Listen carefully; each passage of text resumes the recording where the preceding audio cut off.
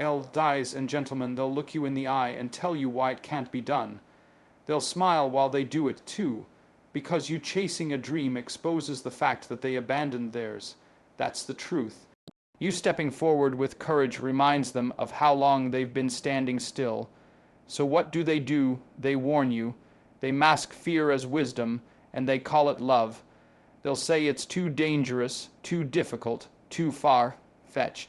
But let me ask you, why not you? See, somewhere along the way we were taught to shrink, taught to dim the light, to hush our voice, to take the safe path, the approved path. We were rewarded for compliance and punished for questioning. And now you're grown, and the world still expects you to live as if you need permission to be great. But let's be real, there is no committee handing out excellence, no agency assigning success. That burden, that opportunity, falls on you. The road is not closed, it's just that most people are too afraid to walk it alone. If you think greatness is reserved for the elite, you've already talked yourself out of your destiny. If you think success is about luck or timing or being in the right place, you haven't been paying attention. The real difference, the only difference, is who's willing to suffer for it, who's willing to fail and fail again and keep showing up. That's it. Talent helps, connections help, but without resilience they mean nothing. And I'm telling you now, resilience is a choice. It's a commitment to stand when the world pushes you down, to fight when your arms are tired, to believe when every voice around you whispers doubt. It's a spiritual act. Why not you? Why not the one who has tasted rock bottom? Why not the one who's been underestimated their whole life? Why not the one who knows what it's like to have nothing, and therefore knows exactly what's worth fighting for? Pain doesn't disqualify you, it qualifies you. Struggle isn't a sign you're off track, it's proof that you're climbing, and the more weight you carry, the stronger you become. So instead of asking why life is hard, ask why you were made so capable. Ask why you're still standing when others have fallen. Ask why, despite every reason to quit, you keep feeling that fire inside your chest. Because that fire, if you guard it, if you feed it, it'll burn down every lie that's ever told you to settle. See, the systems we live in reward imitation. They love uniformity, they love predictability. But your soul, it didn't come here to conform, it came to create, to transcend. And that voice you keep ignoring, the one that whispers late at night, the one that knows what you were meant for, that voice doesn't lie. It's been telling you the truth since you were a child. It's just that the noise of the world got so loud you stopped believing in it. But let me remind you, every legend, every icon, every world, changer you admire started exactly where you are now. Uncertain, unproven, afraid. The difference, they moved anyway. They acted in the face of fear, not in the absence of it. They walked forward when nothing was guaranteed, and eventually they became undeniable. So what if you're not ready? Nobody is. Growth doesn't wait for you to be comfortable. It calls you out of the comfortable. It strips you of your excuses and demands your transformation. You want destiny, it'll cost you. Comfort, mediocrity, ego. They've all got to die. You want freedom, then get ready for a fight. Because everything in your past, everything weak and broken in you will resist it. Your habits will rebel. Your doubts will rise. The people closest to you might not understand. But none of that matters if your soul is convicted. If your mission is clear. If your spirit says move, then move. The lie is that you need to be perfect. The lie is that you need to have it all figured out. The truth is, you just need to begin. Begin before the timing makes sense. Begin while your hands are still shaking. Begin while the world is still laughing. Begin with fear in your lungs and uncertainty in your bones. Because once you start, momentum becomes your friend. Discipline becomes your shield. Vision becomes your compass. And the obstacles, though many, start to bow to the force of your conviction. You think the world needs more followers, more, yes, men, more polite, well-behaved, nice people who never disturb the silence. No, the world is starving for lions, for those who tell the truth even when it costs them, for those who dare to lead even when it's lonely, for those who chase excellence like their life depends on it, because it does. And if you're waiting for someone to give you permission, let this be it. Stop hoping, stop wishing, stop praying for things you're not willing to work for. The divine meets you halfway, but only halfway. The rest is blood, sweat, resolve. The rest is discipline and sacrifice and showing up when nobody's watching. So when the doubt creeps in, and it will, you look it in the eye and say, I've made a decision. I've made a covenant with myself. I will not live small. I will not die with this potential still in me. I will become what I was created to be, not because it's easy, but because it's necessary, because anything less would be betrayal. You weren't put here to float. You weren't put here to observe. You were put here to build, to lead, to overcome. You were given gifts for a reason, and they are not meant to rot inside your fear. They're meant to be offered to the world as evidence that purpose still breathes. That greatness still rises, that impossible is just a word, not a law. Let them talk, let them mock, let them misunderstand. You're not here for applause. You're here to rise. You're here to struggle, to fight, to transform. You're here to break chains, old ones, inherited ones, internal ones. And every time you choose responsibility over excuse, discipline over comfort, integrity over popularity, you prove that you're not like the rest. You prove that your soul has weight, that your convictions are real, that you can be trusted with greatness. When life comes at you with chaos, uncertainty, and pain, you've got two choices, fold or rise. And folding might seem easier in the moment. It's quieter. It demands less. You don't have to explain anything to anyone when you disappear. You can blame the system, the past, the people who never showed up for you. You can become a victim in your own story and live the rest of your life telling others why you couldn't. And if you choose that, the world won't even blink, because it expects you to give up. It expects you to break. That's the truth. The world doesn't expect you to rise. So when you do, when you stand in the ashes of everything that tried to destroy you with fists clenched and eyes burning with defiance, you become something rare. You become dangerous in the best way. You become proof that resilience is real, that it's not some nice idea or shallow quote on a wall. It's a way of life. Resilience isn't about pretending you're not hurt. It's not about ignoring your fear, your doubt, or your exhaustion. It's about showing up anyway.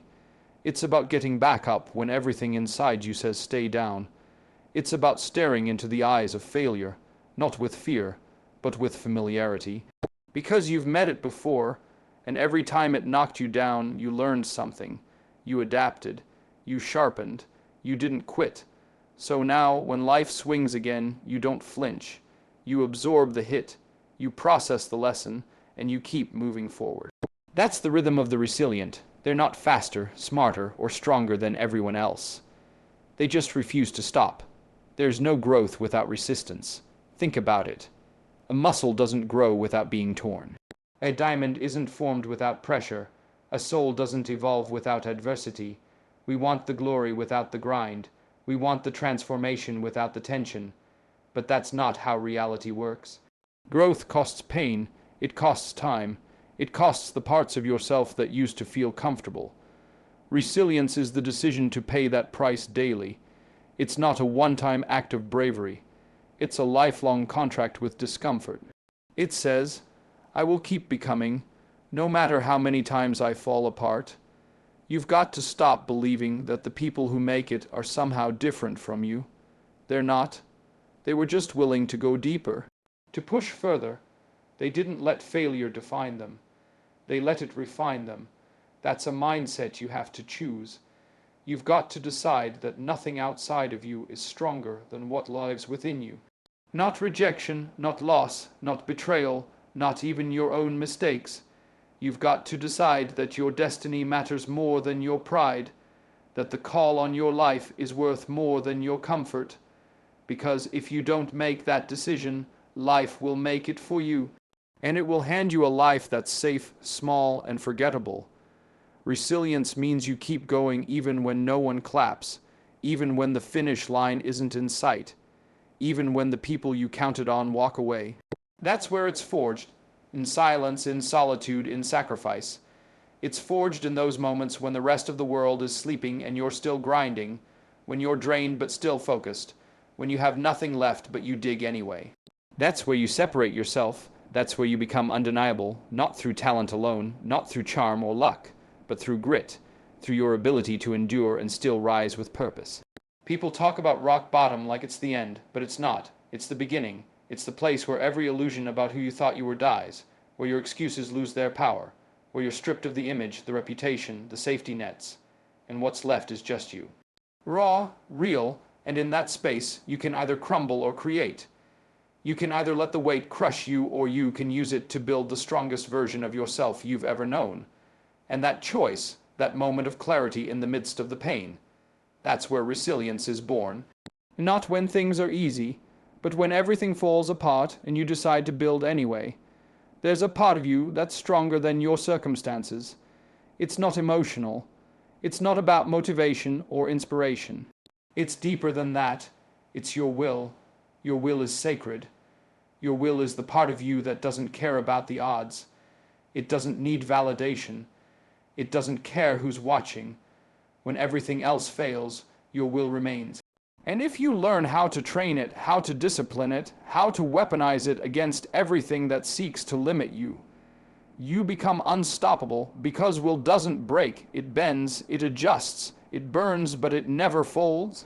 It adapts, it transforms pain into power, and every time you lean into that will, instead of running from the discomfort, you grow. You weren't made to live soft. You weren't created to float through life seeking the easiest path. There's a reason you feel that inner resistance every time you settle. That's your soul rejecting mediocrity. That's your higher self pulling you toward challenge, because only in challenge do you meet the real you. The you that's not afraid to be seen, the you that's not dependent on circumstances, the you that leads, the you that commands respect, the you that walks through storms with fire in your eyes and says, "I've been through worse. I'm not going anywhere." The world doesn't need more people who avoid pain. It needs people who have mastered it, who have learned how to carry their suffering and still serve others, who have turned their pain into purpose, their scars into symbols, their wounds into wisdom. That's what resilience really is. It's not just survival, it's transformation. It's not just getting through it. It's what you become in the process. And once you've been broken and rebuilt, once you've lost everything and found your center, once you've fallen and still chosen to rise, there's nothing left to fear, because you've already faced the worst and you're still here. So don't wait until you feel strong. Strength isn't a feeling, it's a pattern. It's a rhythm of daily decisions. It's choosing discipline when you want ease, choosing integrity when you want shortcuts, choosing persistence when you want relief. That's the formula. That's the path. You don't get to skip the process and still claim the reward. But if you walk the path fully, relentlessly, without apology, what you build will last. What you become will inspire, and what you give back will outlive you. Because the world may forget your name, but it will never forget the impact of someone who chose resilience over resignation. Courage is the decision to act in spite of fear, not in the absence of it. People often wait for the moment they feel ready, as if one day they'll wake up without anxiety, without insecurity, without the trembling hands and the pounding heart. But that day doesn't come. Because the thing you're called to do, the thing that would truly matter, will always demand more of you than comfort allows. It will stretch you. It will expose your weaknesses. It will drag you into places you can't control. And that's precisely where courage lives. Right at the edge of your comfort zone, in the tension between what's easy and what's necessary. You can't develop strength in safety. You can't build character while hiding. Growth demands discomfort, and courage is the muscle that carries you through that fire without letting it consume you. Comfort is seductive. It feels good. It numbs. It tells you that you're okay as you are, and that change is unnecessary. It feeds the illusion that you can have the rewards without the risk, the growth without the grind. But what it doesn't tell you is that comfort always has a cost. It costs your potential. It costs your authenticity. It costs the life you were supposed to live, exchanged for the one you settled for. It's a slow death, disguised as peace. And by the time you realize what it took from you, it's often too late. That's why courage isn't just important, it's vital. It's the foundation of every meaningful transformation, because courage doesn't negotiate with fear. It stands up even while afraid and says, I'm going anyway. Courage doesn't mean you always win. Sometimes it means you lose with dignity. You fall with honor. You fail with truth. And that's worth more than comfort ever could be. Because courage keeps you aligned with your purpose, even when it costs you everything. It's the parent who speaks truth when silence would be easier. It's the artist who creates despite judgment. It's the leader who stands alone, knowing that loneliness is the price of conviction. It's the warrior who enters battle not because they enjoy pain, but because the fight is righteous. Courage never guarantees the outcome. It only guarantees that you will not betray yourself, and in a world addicted to approval and safety, that is revolutionary. People will tell you to be practical, to be reasonable, to play it safe, but what they really mean is, don't disturb the status quo. Don't challenge what makes us comfortable. Don't grow too much, because it makes the rest of us look small. And if you're not careful, you'll start listening. You'll convince yourself that your dreams are childish, that your voice is too loud, that your ambition is too big. But deep down you'll know. You'll feel that unease in your gut, that discontent in your soul. Because you weren't made to shrink. You were made to stand, and no one stands without courage. You don't learn courage in theory. You learn it in the trial. In the moment you want to run, and instead, you stay. In the conversation where you're terrified to speak, but you do anyway. In the decision that might fail, but you know it's right. That's where it's born. It's built by action. Tiny choices that compound over time into a character that doesn't flinch. And once you begin to move with courage, something changes. Your world expands. Opportunities you once thought were out of reach begin to appear. People who live with truth begin to recognize you. Doors open, not because it's easy, but because the world makes way for those who refuse to be small. Courage isn't loud. It's not always dramatic. Sometimes it's silent. Sometimes it's simply waking up and facing the day when everything in you wants to quit. Sometimes it's forgiving someone who doesn't deserve it. Sometimes it's saying no to something you once thought you needed. It's setting boundaries. It's telling the truth. It's walking away from what you built when you realize it no longer aligns with who you are. It's quiet rebellion. It's sacred defiance. It's the slow, steady rise of someone who refuses to let fear dictate the narrative of their life. We live in a culture that worships comfort, that promotes ease as the ultimate goal. But nothing worthwhile was ever built from ease. Greatness demands discomfort. It demands failure. It demands risk. It demands courage and the people who change the world, who shape history, who awaken others. They are not the ones who played it safe. They are the ones who embraced the unknown, who walked into uncertainty with their eyes wide open, who knew the cost and still said yes. And the truth is, you don't find courage. It finds you in the moment. In the fire, in the heartbreak, in the loss, when everything you depended on falls apart and all you're left with is your integrity and your will. That's when it shows up, not like a lightning bolt, but like a whisper. A quiet voice that says, keep going, just one more step, just one more breath. And if you obey that voice, even when it hurts, even when you're shaking, you'll come out the other side transformed. Not just stronger, but truer. Not just successful, but whole. Fear will never go away completely. It's part of the journey, but courage is choosing what matters more. Choosing to act from vision, not from emotion. Choosing to follow principle, not popularity. Choosing to face the pain instead of escaping it. And when you live that way, when you consistently choose courage over comfort, something powerful happens. You stop living reactive. You start living intentional. You stop looking for easy. You start looking for right. You stop existing. And you start becoming. You'll lose people. You'll upset the crowd. You'll be misunderstood. But you'll find yourself. You'll earn your own respect. You'll live with a clarity and conviction that no applause can buy. And eventually, you'll discover that courage is not just about facing the external. It's about facing yourself, the truth you've avoided. the calling you've ignored, the responsibility you've run from. Because once you face that, nothing outside of you has power anymore. The world doesn't need more comfortable people. It needs courageous people. People who will lead when it's costly, speak when it's dangerous, act when it's inconvenient, and that person can be you. Not because you're fearless, but because you've decided your values matter more than your fear. Your purpose matters more than your pain. Your life matters more than your comfort. That's the kind of decision that rewrites legacies. That's the kind of life worth living. There's something deeply human about the urge to fit in. From the earliest moments we're taught, sometimes subtly, sometimes directly, that our value is found in our ability to blend, to cooperate, to align with the expectations of others. You're told what's appropriate to feel, what's acceptable to pursue, what's realistic to dream. And if you obey these invisible rules, you're rewarded. You're praised for being well, behaved for not questioning too much, for keeping your head down and your hands folded. But in that obedience, a tragedy unfolds. Because the more you conform, the more you lose your ability to create. And without creation, life becomes mechanical. Function without purpose, movement without meaning. You were not born to be a replica. You weren't designed to be a carbon copy of someone else's fears, someone else's vision, someone else's map of the world.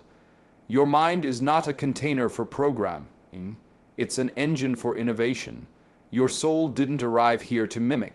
It came to manifest. And yet the world keeps whispering that safety lies in sameness, that to be accepted, you must disappear into the background, dress like them, speak like them, believe like them. Dream within the parameters that have already been set, and the longer you listen to that voice, the quieter your own voice becomes, until one day you wake up and realize you've built a life that isn't yours. It's a costume, and though you wear it well, deep down you're suffocating. Creation is rebellion, not the loud, reckless kind, but the sacred kind. The kind that says, I will not live by default. The kind that refuses to let the world decide your limits. When you create, whether it's a piece of art, a business, a vision, a movement, a message, you are declaring that your inner world is strong enough to shape the outer world. You are no longer waiting for permission. You are no longer seeking approval. You are listening to something deeper than noise, something eternal. That's why creators scare the system, because they can't be controlled. They think independently. They act with purpose. They don't need a mold. They become the mold, and when you become the mold, everything that once tried to box you in starts to lose its power. Conformity is convenient. It requires no effort to replicate what's already been done.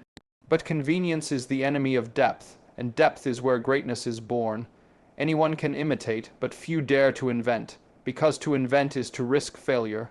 To create is to stand out, and standing out will cost you your comfort, your certainty, and sometimes even your community. Because when you walk your own path, those still trapped in imitation won't understand. They'll question you, dismiss you, even ridicule you, but it's not because you're wrong. It's because your courage confronts their compromise. Your originality threatens their illusion of safety, and so they mock what they secretly admire, hoping to quiet the part of themselves that still remembers what it feels like to be free. But you weren't made to be managed. You weren't meant to be a follower of culture, but a shaper of it. Every time you say no to imitation, you're making room for innovation. Every time you reject the urge to blend, you're giving birth to something the world has never seen before. That's not arrogance. It's obedience to your own design. You are here to bring something into this world that no one else can. And if you silence that call just to be accepted, you're not being humble. You're being afraid, and fear may look like wisdom to the crowd, but you'll know it for what it really is: self. Betrayal. Creation takes courage. It's not romantic. It's a war against laziness, against doubt, against distraction. You will battle your own mind. You'll wrestle with insecurity. You'll be tempted to take shortcuts, to copy what's already worked. But if you want to live a life of substance, a life that echoes beyond trends and applause, you've got to go deeper. You've got to mine the raw material of your own soul and shape it into something real. something honest, something dangerous, because authenticity always disturbs what is fake, and that disturbance is necessary. Without it, the world stays asleep. To create is to tell the truth, not just with your words, but with your life. It's to say, this is what I see, this is what I feel, this is what I believe is possible. And the moment you do that, you invite others to wake up too, because creation isn't selfish, it's service, it's contribution, it's impact. Your courage to build something original becomes the permission someone else needs to stop hiding.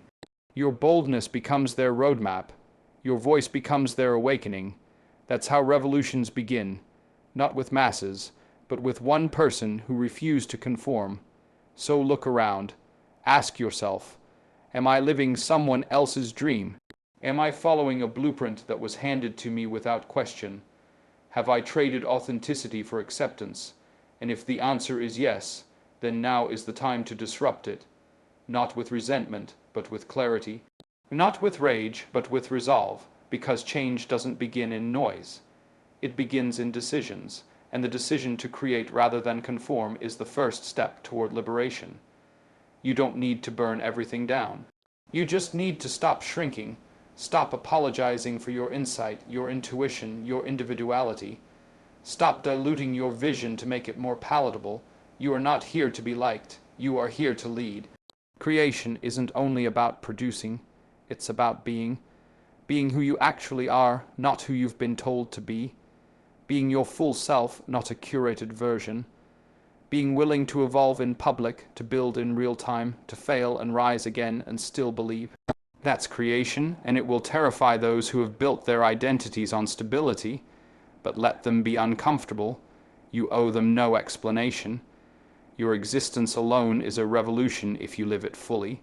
And that's the most dangerous thing you can do in a world obsessed with control, to be free, not recklessly but righteously, not chaotically but intentionally, to move through the world not as a product of it, but as a creator within it. So refuse to be average. Refuse to be another echo in the chamber of convention. You have a mind, use it. You have a voice, speak it. You have a vision, build it. Let others conform, let them chase comfort. Let them become copies, but not you. Because once you taste the power of creation, once you realize you are not just a participant, but a producer, you'll never settle for survival again. You'll crave meaning. You'll chase excellence, you'll breathe in purpose, and the fire inside you will burn too bright for any cage. There comes a time in every life where the excuses have to die. Where the blame, the victimhood, the finger pointing. It all has to be buried, not because it's false, but because it's useless. Because the longer you hold onto the reasons why you can't, the longer you delay the reasons why you must. You don't get to become who you were meant to be without paying a price, and the price is responsibility. It is the great threshold between the life you inherited and the life you are capable of building. It's the test that separates the immature from the mature, the wanderer from the warrior, the one who reacts from the one who reigns, and no one can walk through that gate for you. It's your passage. Your trial, your becoming. You live in a world that offers you every tool to avoid responsibility. Distraction is cheap. Blame is fashionable. Entitlement is rewarded. You can scroll endlessly, complain constantly, and surround yourself with people who applaud your powerlessness. You can build an entire identity around your pain and never be questioned, but all of it leads to the same place: stagnation, emptiness, a quiet resentment that grows in the corners of your soul, because deep down you know that power and responsibility are twins. You can't claim one without embracing the other. And every time you reject responsibility, you also reject the very power that could change your life. Responsibility is not a burden. It's a doorway. It's the moment you look in the mirror and say, "This is mine now, all of it." The broken parts, the missed chances, the regrets and the rage, the gifts and the grief, the wins and the wounds. You stop waiting for someone to rescue you, fix you, or validate you. You stop blaming your parents, your past, your boss, the system, the economy. Not because they're innocent, but because they no longer get to dictate your future. That's what responsibility does. It returns the pen of your story back into your hands, and though it may be heavy, it's holy. It says, I will carry this because I am capable. I will carry this because it's time. I will carry this because my life depends on it. You don't grow through comfort. You grow through weight, through load, through the deliberate act of taking on more than what feels easy. That's what initiates transformation. When you say yes to what others avoid, when you stand in the fire of accountability and refuse to flinch, that's where men are made. That's where leaders are born. That's where strength becomes more than a word. And no one hands it to you. You earn it not in a moment, but in the repeated decision to carry what is yours to carry. It starts small. You clean your room. You organize your schedule. You stop lying. You stop hiding. You keep promises. You show up when it's inconvenient. You speak truth when it's uncomfortable. These things are not glamorous, but they are sacred because they shape your character. They give you structure, and structure is what sets you free. People think freedom is the absence of rules. It's not. Freedom is the presence of discipline, of self-governance, of voluntary responsibility. That's what allows you to walk into any space with your head high and your conscience clear. Not because you're perfect, but because you are reliable, you are anchored, you are trustworthy. That's real confidence. Not performance, but principle. Responsibility reveals who you really are. It doesn't flatter. It exposes. It shows you where you're still weak, where you're still selfish, where you've still got work to do. That's why so many run from it. Because it demands honesty. And honesty hurts before it heals. It strips away the illusions you've built to protect your ego. It humbles you, and that's the point. Without humility, you can't grow. Without correction, you can't build.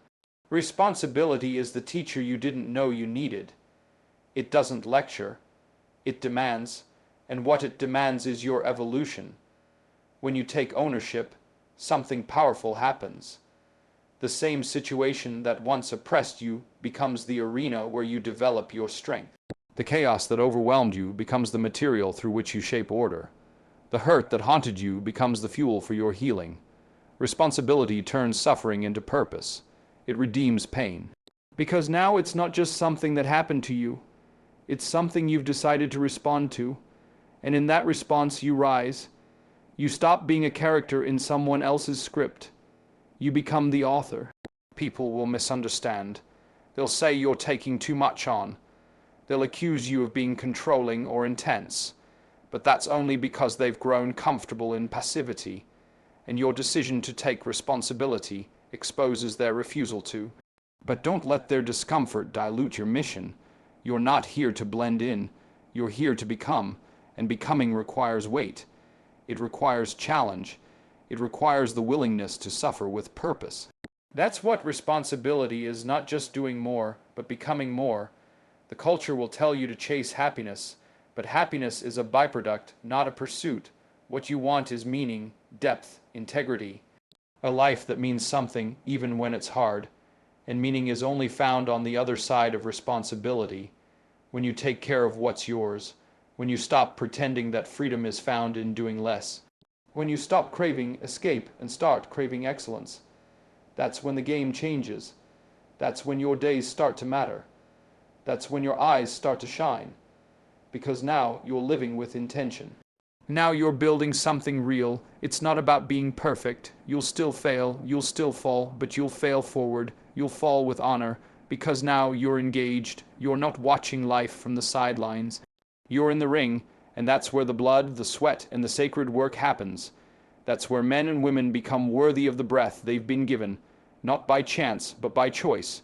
The choice to take on responsibility not as a curse, but as a calling. So take inventory, look at your life. What are you avoiding? What are you outsourcing? What story are you still trapped in because you've refused to own your part? Start there, not with blame, not with shame. With truth, because responsibility doesn't condemn, it liberates. And the more you carry, the more you become. Not crushed by the weight, but defined by your ability to rise under it. That's the rite of passage. That's the becoming, and no one can do it for you.